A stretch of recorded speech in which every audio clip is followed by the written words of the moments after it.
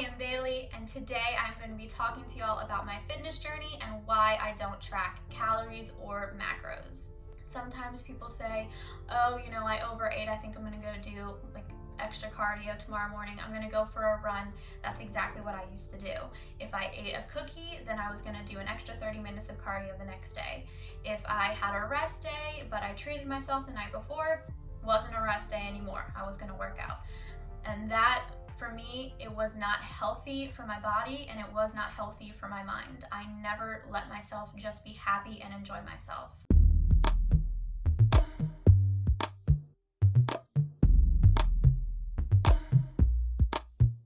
From the time I was little till about freshman year of college, I had always been pretty underweight.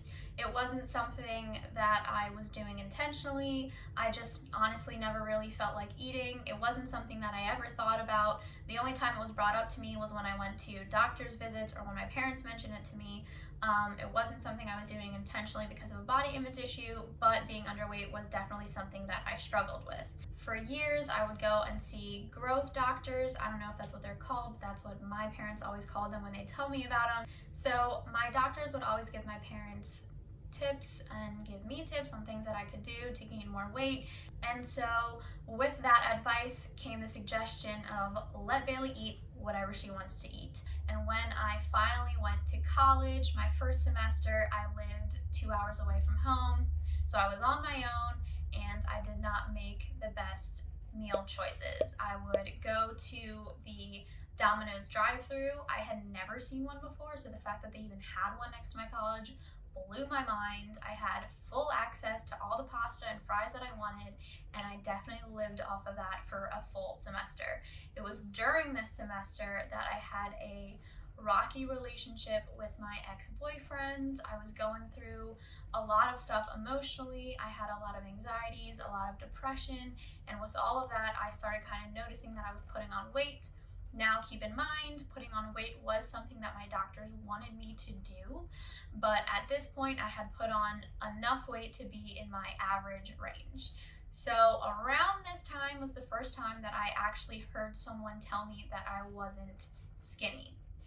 I had never been told that before. Nobody had ever referred to me as anything but skin and bones. It kind of freaked me out a little bit, and I obviously wanted to change that. So come January 2017, I decided that I was going to start my fitness journey. Now back then, I had zero clue as to what I was doing.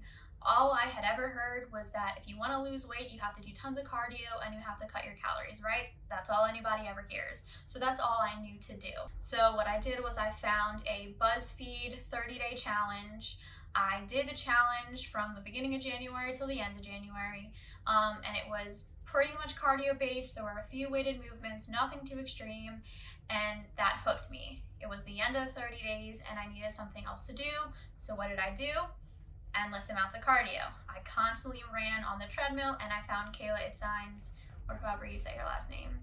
I found her Beachbody guide and I did that for, I want to say, 5 months or so, and that, if you haven't seen it, is extremely cardio based. It's very high intensity. Kayla likes to keep her body nice and slim. She's very toned, as you might say, and that's kind of what the guide is based for. Now for me, that is not something that I needed. I was already prone to being underweight. I had always been pretty skinny, so doing mass amounts of cardio was not something I actually needed, but I didn't realize that. I would make sure I was eating everything to a T. I wanted to make sure I didn't go over my calories. I was making sure I wasn't eating too many carbs, making sure I wasn't eating too many fats, and I never treated myself. 3 words for you: treat yourself. I was also very obsessed with working out by this point. I had done Kayla's workout 3 times a week, and when I wasn't doing her workout, I was either running for 20 to 30 minutes or I was doing lifts, so walking at an incline for 30 minutes, maybe an hour. I even remember one time my family went to Disney World and I made sure I woke up around 5 or 6 a.m. to get in a workout before we went to the park. And looking back on that, I will never do that again. I don't work out on vacations for the most part unless we're there for a long period of time. But anyway, it became a huge obsession for me. So I became obsessed. I was tracking calories. I was restricting all of my calories, very focused on what I ate. I thought that I shouldn't eat carbs. Made sure I was getting in protein. I ate tons of chicken, ate tons of vegetables, barely ate bread or pasta or anything like that. So I completely cut out all my favorite carbs, all the foods that I loved, and I became miserable. I remember there was one point I was working out. I think I was doing Kayla's workout, and I honestly just broke down and cried. I was not happy.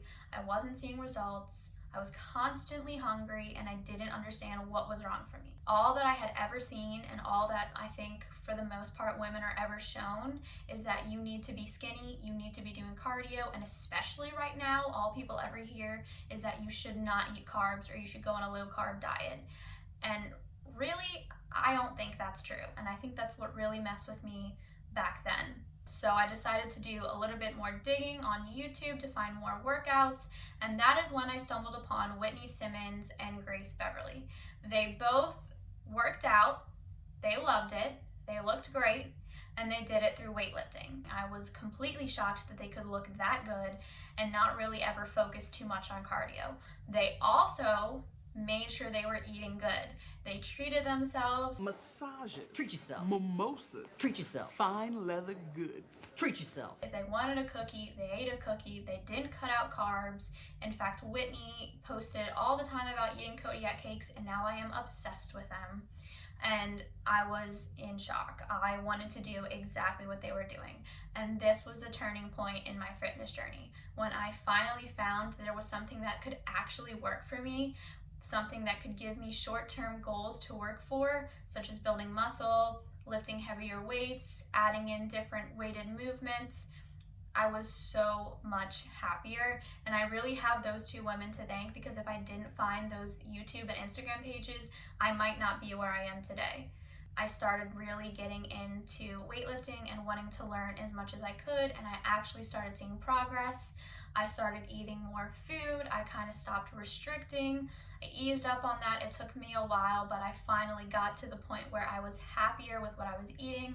And then by the time that the end of 2018 came around, I decided that this was something that I felt I wanted to help other women achieve. I had seen such great results. I was building muscle, my mood improved, I didn't feel as anxious, I wasn't as depressed, I was feeding my body good, I wasn't obsessed with cardio, I wasn't obsessed with tracking calories. And I feel like those are things that women aren't told that they don't need to do. So I finally decided that I wanted to get my certification in personal training, and at the beginning of 2019, I was officially certified. So all of that took about a year and a half or so for me to finally see the results that I wanted to see, to finally learn how to properly feed myself and how to properly work out, and this is where I am today.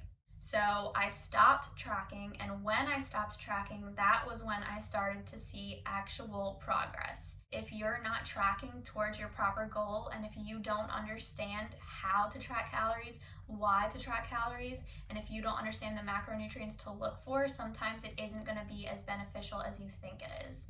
Make sure you're eating enough proteins, fats, and carbs.